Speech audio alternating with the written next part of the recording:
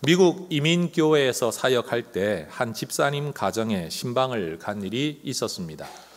교회로부터 거의 3시간 거리나 되는 굉장히 먼 곳, 특별히 한인들은 하나도 살지 않는 완전히 시골 마을에서 사시는 가정, 그러다 보니 사실 매주 잘 교회를 나오지는 않으셨던 분이셨습니다.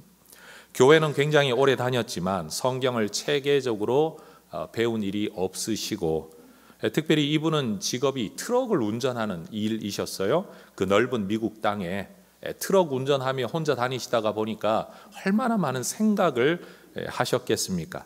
그러다 보니 이분은 신앙에 대해서도 나름대로 참 많은 생각과 고민 끝에 어떤 자기만의 논리가 확고히 서 계셨던 분입니다. 신방 예배를 마친 이후부터 이분의 이야기가 펼쳐지기 시작을 했는데 사실 나올 때까지 계속 듣기만 했습니다. 생각이 많은 성도님들, 또 특별히 어디선가 이렇게 좀 가르치고 말하는 직업을 가지고 계신 분들 중에는 자기만의 논리가 잘 만들어져 있어서 웬만하면 지지 않으려는 습성도 많으시고, 심지어는 목회하다가 보면 목사를 설득하고 목사를 이기려고 달려드는 성도님들도 있다는 것을 알기 때문에 저는 이분이 만만치 않은 분이로구나 생각을 하고 신방을 가서 그분의 이야기를 조용히 듣기 시작을 했습니다. 많은 말씀들이 일리가 있었고 정말 깊은 생각과 묵상과 나름의 연구를 하셨던 분이다라는 것을 알게 됐죠. 그렇게 보면 여러분, 꼭 교회를 매주 나오며 출석을 해야만 신앙이 좋은 게 아니라 형편상 출장 한번 갔다 오면 1주, 2주씩 걸리는 이런 형편에 계신 분들 신앙생활 하시기가 참 어렵겠구나. 그런데도 이런 분들의 믿음이 참 견고하구나. 이런 걸 제가 알게 되었습니다. 오늘 이 자리에 예배 드리는 분들도 어떤 일거리 때문에, 어떤 직장 때문에 그렇게 주일 성수하기가 쉽지 않은 분들 계실 겁니다. 마음속에 죄책감 얼마나 많으시겠습니까? 하나님께서 좋은 때 주시기를 계속 기도하시기를 바라고, 그러나 중요한 것은 예수님에 대한 믿음은 절대 잃지 마시기를 주의 이름으로 축원합니다. 그런데 이 집사님께서 저한테 하셨던 여러 질문 가운데 아주 제 가슴 속에 남았던 질문이기도 하고, 이분이 참 오랜 시간 고민을 하셨는데 이 대답 이후에 해답을 얻었다라고 떠나는 저에게, 차를 타고 떠나는 저에게 고맙습니다라고 인사를 했던 어떤 말씀이 있습니다. 그분의 질문의 핵심은 이겁니다. 한 사람 예수님이 죽었는데 그것이 왜 우리의 구원이 됩니까? 순종은 예수님이 하셨는데 왜 우리가 구원을 받게 됩니까? 그리고 이어지는 질문이 이거였습니다. 만약 지금이라도 나 하나 죽어 세상 모든 사람이 구원을 얻을 수 있다면 저라도 죽을 수 있겠습니다. 어차피 죽는 인생인데 내가 남을 살릴 수 있고, 그것도 한 사람이 아니라 모든 인류를 살릴 수 있는 일이라면 나라도 능히 죽을 수 있겠습니다. 이런 말씀을 하시는 거예요. 제가 집사님께 드렸던 대답은 이것이었습니다. 집사님, 너무 귀한 마음, 형제를 위하여 목숨을 내어주는 것보다 더 귀한 사랑이 없다 했는데 누군가를 위해 죽을 수 있다라는 마음 가진 거, 이거 대단한 믿음입니다. 그런데 집사님, 이건 아셔야 됩니다. 집사님이나 저나 100번을 더 죽어도 어느 누구 하나 구원시키지는 못합니다. 예수님의 죽음이 우리에게 구원이 되는 이유는 한 사람의 죽음이 아니라 그분이 하나님의 아들 구세주 그리스도였기 때문에 우리가 구원을 받게 되는 겁니다. 제 대답은 바로 이것이었습니다. 여러분, 누군가의 죽음이 우리의 구원이 되는 거 아니고 우리의 죄를 없이 하는 게 아닙니다. 예수님의 죽음만이 우리의 구원이 되고 우리의 죄를 없이 할 수 있습니다. 여러분, 로마 통치 하에서 십자가에 처형당한 사람 굉장히 많습니다. 여러분, 십자가가 구원의 길이 아닙니다. 예수님의 십자가가 우리의 구원의 길이 된다라는 겁니다. 여러분, 꼭 기억해야 됩니다. 여러분, 하고 많은 십자가가 아니라 예수님의 십자가, 한 사람의 죽음이 아니라 예수님의 죽음이 우리의 구원이 되는 겁니다.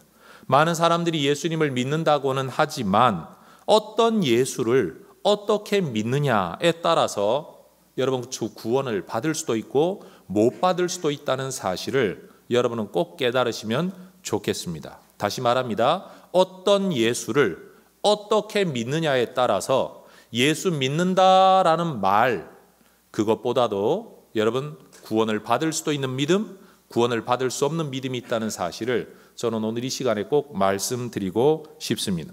성경이 말하는 죄를 자기의 죄로 인정하지 않는 사람들, 성경이 말씀하고 있는 하나님을 진짜 하나님으로 받아들이지 않는 사람들, 성경이 말하는 그대로의 예수님을 내 예수님과 구세주로 받아들이지 않는 사람에게는 죄송합니다. 교회를 다닌다고 할지라도, 나 하나님 믿는다라고 말할지라도, 나 예수님 믿는다라고 말할지라도 내가 믿고 있는 내 머릿속의 믿음과 성경이 말하고 있는 것과 다를 때 이 믿음은 온전한 믿음이라고 말을 할 수가 없다라는 겁니다. 그러니 여러분, 저는 여러분에게 이 자리를 빌어 부탁드립니다. 예수를 믿는다라고, 그리고 믿는 삶을 살아가려면 성경을 제대로 배우고 제대로 읽고 성경 그대로 믿는 신앙인 되시기를 주의 이름으로 축원합니다. 여러분, 기독교 교파 중에는 성경에 대한 관점과 이해가 굉장히 달라서 우리가 이럴 때 스펙트럼이 넓다라고 말을 하는데, 그 다양한 믿음들을 나름대로 가지고 있는데, 우리가 가지고 있는 믿음은 성경은 있는 그대로 하나님의 말씀이고 성경 기록한 것에는 오류가 없고 우리가 이해를 못할 뿐이지 있는 그대로 진리요 하나님의 말씀인 줄 우리는 그대로 믿는다라는 겁니다. 성경 안에 하나님의 말씀이 있다가 아니라, 다시 말합니다. 성경 중에는 하나님의 말씀이 들어있다가 아니라 성경 자체가 하나님의 말씀이라고 우리는 믿는 겁니다. 어떤 건 믿을만 하고 어떤 건 믿을만 하지 못하다가 아니라 모두가 하나님의 말씀이라고, 믿어야 하는 진리라고 우리는 그렇게 믿고 있다라는 겁니다. 여러분, 에덴 동산에서 하나님께서는 인간의 삶에 필요한 모든 조건을 갖추어 주셨습니다. 그런데 인간은 하나님이 주시는 그 이상을 꿈꾸며, 다시 말해 하나님이 원하셨던 인간의 삶, 하나님의 하나님 되심과 인간의 됨, 그것을 더 넘어서는 것을 꿈꾸다가 오히려 죄 가운데로 굴러 떨어져 에덴 동산에서 쫓겨나고 죽음에 처하게 되었죠. 에베소서 2장 1절은 말하지 않습니까? 그는 허물과 죄로 죽었던 너희를 살리셨다. 다시 말해 예수님이 오기 이전까지 우리의 형편, 인류의 형편이 뭐냐?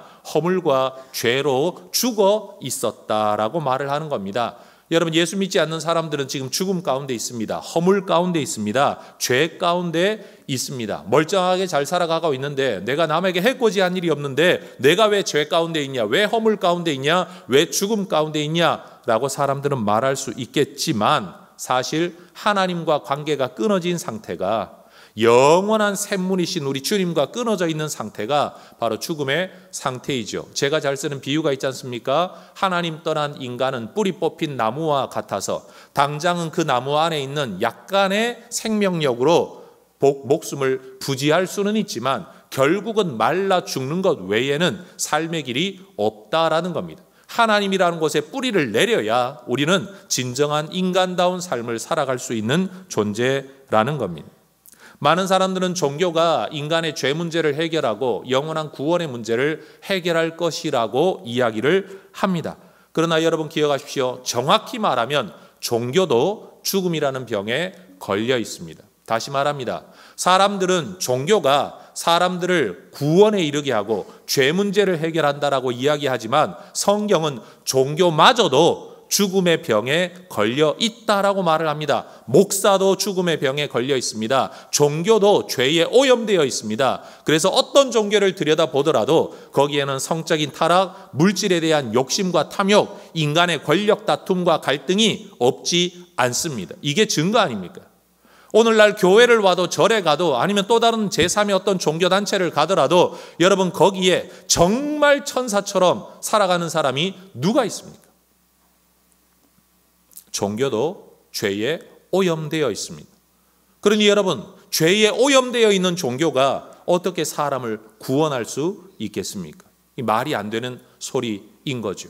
여러분, 종교가 세상을 구원할 거다라고 말하는 세상 사람들의 말은 사실 좀 더 따지고 들어가 보면 있을 수가 없는 이야기를 그저 소망 가운데 하고 있다라고 말할 뿐입니다. 여러분, 성경의 가르침에 따르면 죄의 본질은 인간이 하나님을 거부하는 것 또는 하나님처럼 되려 하는 것, 이것이 바로 죄의 본질입니다. 에덴 동산에 있었던 죄의 본질이 인간이 하나님처럼 되려 하는 것, 내 삶에서 하나님의 존재를 밀어내는 것, 바로 그것이었다면 오늘날 우리 인생에 있어서 죄의 본질은 뭐냐? 하나님을 하나님으로 대하지 아니하고 하나님을 한 인간으로 대하는 것. 저는 이렇게 말하고 싶습니다. 하나님과의 관계를 이야기할 때 하나님을 정말 높으신 하나님으로, 창조주 하나님으로, 구세주 하나님으로, 심판주 하나님으로, 재림주 하나님으로, 천국의 통치자 하나님으로 우리가 그렇게 믿고 있느냐? 아니면 내 생각하는 대로 내가 생각하는 만큼의 하나님으로 격하시키고 있느냐? 나를 하나님의 자리에 올리려고 하는 것도 죄이지만 저 위에 계신 하나님을 인간처럼 대접하는 것도 죄의 또 다른 모양이라는 겁니다. 성도 여러분, 성탄절이 한 아기의 탄생일입니까? 아니면 하나님의 아들 그리스도 예수의 탄생일입니까? 다시 질문합니다. 성탄절이 한 아기의 탄생일입니까? 아니면 하나님께서 인간으로 이 땅에 오신 날입니까? 성탄절이 만약 그저 한 아기의 탄생을 축하하는 것이라면 이러한 기쁨과 이러한 축하는 굳이 예수님이 아닌 누구에게라도 할 수 있는 것이고, 오늘 이렇게 우리 모두가 모여서 이런 예배 시간을 가질 이유가 전혀 없죠. 전 인류가 이 날을 기뻐하고 여러분 예배할 이유가 없다라는 겁니다. 성탄이라는 이 사실, 성스러우신 그 하나님이 인간으로 이 땅에 태어나신 이 성탄이라는 것은 예수님이 태어나기 700년 전부터 예언되었던 일들이 실제로 인간 역사 안에 실행된 사건이 바로 성탄입니다. 이사야는 예언을 했습니다. 이사야 7장 14절 같이 읽습니다. 보라, 처녀가 잉태하여 아들을 낳을 것이요 그의 이름을 임마누엘이라 하리라. 이름도 예언되어졌고 처녀가 아들을 낳게 될 거라는 이 신비한 사건이 이미 약속되어졌고, 그것도 성별로는 아들을 낳을 것이라는 것도 약속되어졌습니다. 그리고 태어날 그분이 누구냐에 대하여 이사야는 이미 예언을 했습니다. 이사야 9장 6절입니다. 같이 읽습니다. 이는 한 아기가 우리에게 낳고 한 아들을 우리에게 주신 바 되었는데 그의 어깨에는 정사를 메었고 그의 이름은 기묘자라, 모사라, 전능하신 하나님이라, 영존하시는 아버지라, 평강의 왕이라고 부르게 될 것이다 라고 말했습니다. 우리가 성탄을 기뻐하고 하나님께 예배하는 이유는 이 날이 2000년 전에 나사렛 땅에 목수, 그 집에 아들 하나 태어난 그 아기의 출생일이기 때문에 우리가 여기 있는 것이 아니라 하나님께서 선지자를 통해 약속하셨던 바로 그 구세주가 이 땅에 오신 날이기 때문에 우리가 이 날을 기뻐하고 예배한다라는 말입니다. 우리는 아기 예수의 출생일을 기뻐하기 위해 성탄절을 지키는 게 아니라 구세주 예수 그리스도의 이 땅에 오심을, 강림을, 내릴 강자, 이말 임자, 여러분 예수 구세주의 강림을 기뻐하기 위해 감사하려고 이 자리에 모여 있다는 사실입니다. 그런 면에서 성탄은 축하할 것이 아니라 감사할 일이죠. 그렇지 않습니까? 인간 입장에서 보면 하나님이 인간으로 오신 그 자체는 어떤 면에서 하나님께는 축하받을 일이 전혀 아닌 겁니다. 왜요? 하나님이 자기를 내어주신 것이고 낮아지게 하신 것이기 때문에 이건 어떤 말로 하면, 인간 세상의 말로 하면 좌천 같은 개념 아닙니까? 그런데 이것이 우리의 구원이 되고 우리의 생명이 되기 때문에 우리는 성탄을 축하하는 것이 아니라 사실은 성탄을 감사해야 된다. 성탄에 대하여 경배하고 예배하는 것이 마땅하다라는 겁니다. 오늘날 성탄절이 되면 사람들은 다 자기가 기뻐 좋아합니다. 여러분 들리는 이야기로는 청소년들이요 첫 번째 성관계를 맺는 날로 성탄절을 D-Day로 잡는답니다. 고등학교를 졸업하면서. 근데 요즘은 그 이전부터 그런 일이 있다고는 하지만 여러분 성탄절만 되면 정말 특수를 누리기 위한 온갖 상술들이 여러분 유행하는 때가 됩니다. 예수님이 이 땅에 오셔서 우리를 구원해 주신 것을 감사하고 예배하는 것은 온데간데 없이 그저 장사하기 좋은 시즌이 되고 말았다. 그저 추운 겨울날 눈 내리면서 캐롤 들으면서 누군가의 선물을 받으며 누군가가 서로를 축복하는 이 분위기 자체만을 즐겨하는 이 시대에 여러분 정말로 예배를 위하여 이 자리에 모여있는 이 자체가 정말 성탄에 대한 올바른 반응이라는 사실입니다. 따라하십시다. 한 아기가 아니라 예언된 그 구세주이십니다. 다시요. 한 아기의 출생이 아니라 하나님의 아들이 오심입니다. 여러분 성탄의 의미는 바로 여기에 있는 겁니다. 사람들은 산을 오르는 길은 달라도 결국은 다 꼭대기에서 만나는 것 아니냐라고 이야기를 합니다. 서로 다른 종교를 가지고 있더라도 각자의 종교에 충실하며 각자의 진리를 추구하다가 보면 결국 하나의 진리, 한 분 하나님을 만나는 것 아니냐라고 이야기를 합니다. 그러나 여러분, 예수님께서는 어떤 길을 오르든지 꼭대기에서는 다 만날 수 있다 이렇게 말씀하신 적이 없습니다. 어떤 진리를 추구하든지 그 끝에 가면 결국 하나님을 만난다 이렇게 말씀하신 적이 없습니다. 요셉과 마리아의 아들로 구유에서 태어나셔서 나사렛 땅을 사시다가 3년 만에 십자가를 지셨던 바로 그 예수님은 구원에 대하여 하나님에 대하여 진리에 대하여 이렇게 말씀하셨습니다. 요한복음 14장 6절의 말씀 같이 읽어봅니다. 시작. 예수께서 이르시되 내가 곧 길이요 진리요 생명이 나로 말미암지 않고는 아버지께로 올 자가 없느니라.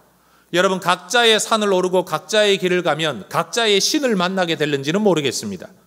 그러나 어떤 길을 오르더라도 하나님을 만나게 되지는 않습니다. 나로 말미암지 않고는 나를 보내신 내 아버지께로 올 수 있는 자는 아무도 없다. 예수라는 길을 통해 예수를 보내신 하나님께 가는 길은 하나밖에 없다. 여러분 세상은 종교, 신, 진리를 하나로 놓고 이야기하지만 성경은 세상에는 참 많은 헛된 신이 있고 참 하나님은 한 분밖에 없다 이야기합니다. 세상에는 참 많은 구세주가 있다라고 말을 하지만 진짜 구세주는 예수밖에 없다 말씀합니다. 예수님께서도 말씀하시기를 나를 보내신 아버지 하나님, 천지의 창조주여 주제이신 아버지 하나님께로 가는 길은 나 말고는 없다. 여러분 이것이 독단적으로 들리고 배타적으로 들리더라도 어쩔 수가 없습니다. 진리는 하나인 겁니다.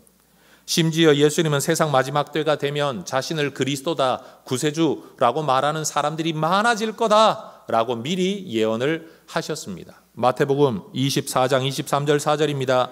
그때 사람이 너희에게 말하되 보라 그리스도가 여기 있다 혹은 저기 있다 하여도 믿지 말라. 거짓 그리스도들과 거짓 선지자들이 일어나 큰 표적과 기사를 보여 할 수만 있으면 택하신 자들도 미혹하리라. 따라하십시다. 거짓 선지자, 거짓 그리스도. 여러분 우리 예수님 말씀하십니다. 내가 그리스도인데 거짓 그리스도들이 많이 일어나게 될 거다. 많은 사람들이 진리의 길을 말할 텐데 거짓 선지자, 거짓 진리를 말하는 선지자들도 많아지게 될 거다. 심지어 예수님을 따랐던 제자들도 외쳤던 선포의 주제는 하나였습니다. 사도행전 4장 12절 다른 이로서는 구원을 받을 수 없나니 천하 사람 중에 구원을 받을 만한 다른 이름을 우리에게 주신 일이 없다. 예수 이름 외에 구원의 길 없다. 여러분 사실 성경의 이야기가 우리에게 하고 있는 이야기가 전부 이겁니다. 너희들을 위하여 구세주를 보내줄 거다. 인간의 비참한 형편, 너희가 하나님을 믿는다고 하지만 살아가는 너희들의 형편을 봐라. 출애굽기 같은 인생 아니냐. 전부 죄만 짓고 불순종하고 하나님을 섬긴다고 하지만 우상 섬기는 거, 그게 너희들의 인생 아니냐. 종교 가지고 구원 못 받는다. 율법 내가 줘봤다. 지킬 수 있냐? 못 지키지 않느냐. 이래가지고 구원 못 받는다. 너희들에게 필요한 건 율법이 아니고 종교가 아니고 바로 구세주다. 그래서 신약에서 바로 그 예수님이 이 땅에 오셨다는 사실을 우리에게 이야기해주고 있는 겁니다. 성도 여러분, 우리에게 구세주가 오셨습니다.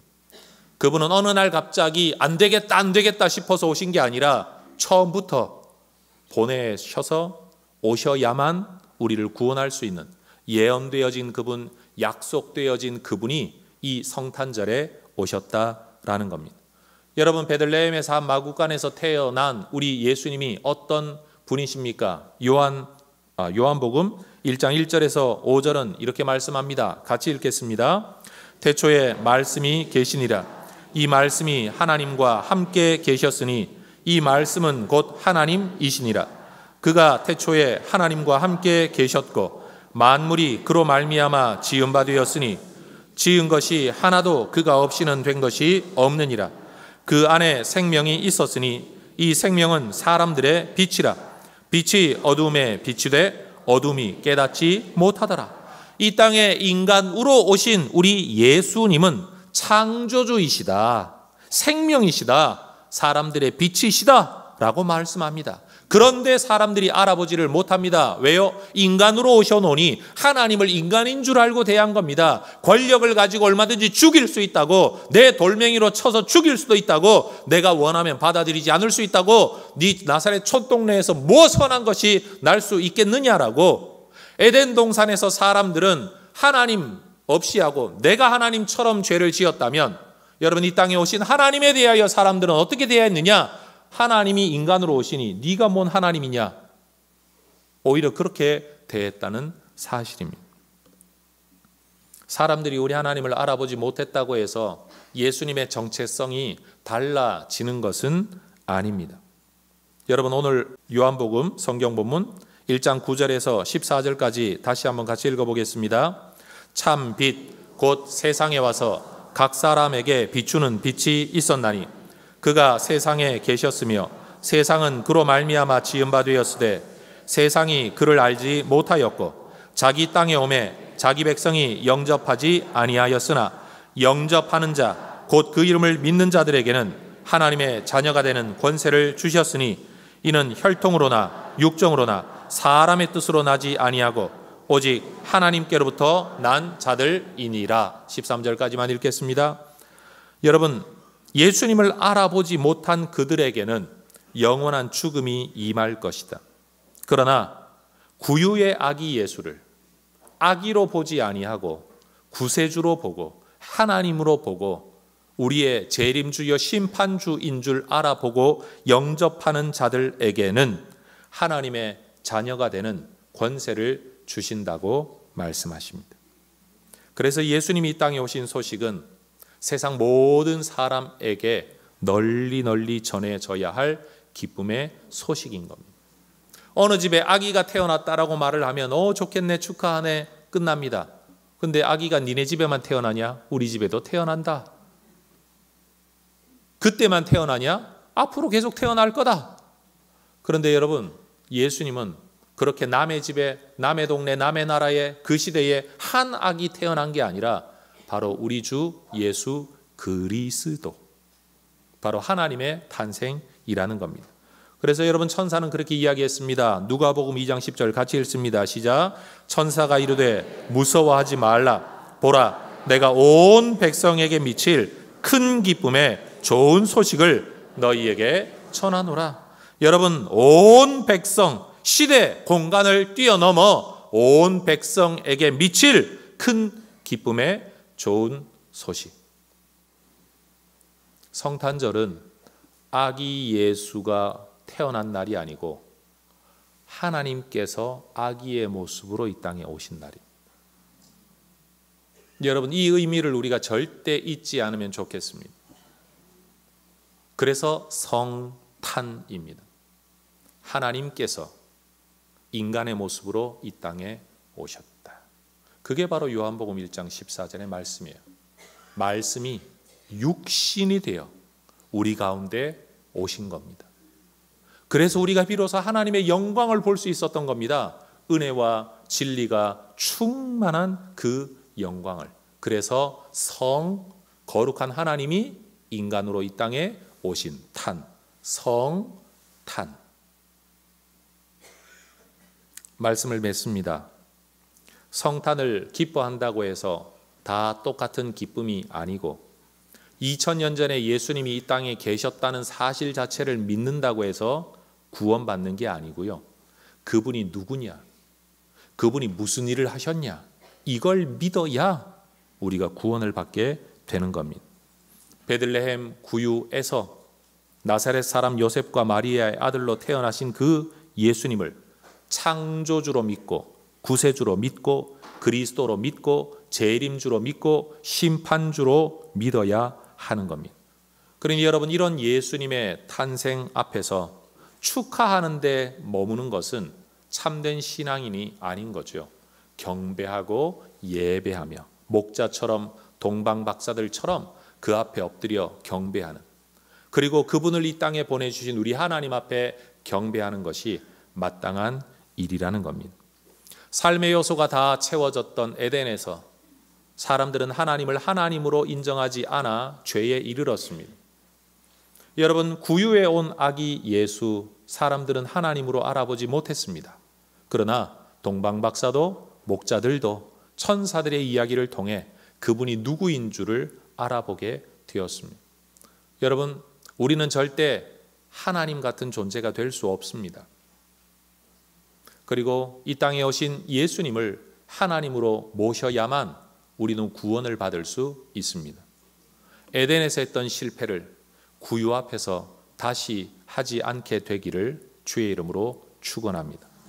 에덴에서 했어야 마땅한 경배를, 순종을 구유 앞에서도 할 수 있는 우리 모두가 되기를 주의 이름으로 축원합니다. 오늘 이 자리에는 중학생과 고등학생들도 함께 예배를 드리고 있습니다.